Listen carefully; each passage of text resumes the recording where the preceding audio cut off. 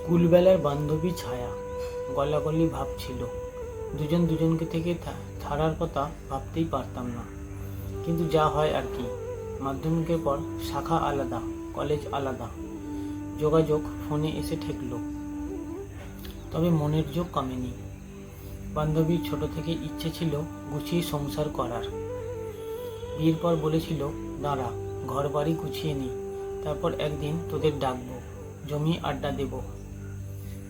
চাকরি করার কথা বললেই বলতো, না রে, ওসব হবে না আমার দ্বারা। আমি গুছিয়ে সংসার করব, ভালো বউ আর ভালো মা হয়ে সবাইকে তাক লাগিয়ে দেব।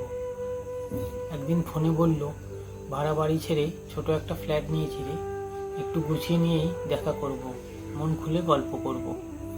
মাঝে শুনলাম পারিবারিক অশান্তি চলছে। জিজ্ঞেস করতেই হাসি মুখে উত্তর, না না, এমন কিছু না, সব ঠিক করে নেব, দেখিস, দেখা করবই। তারপর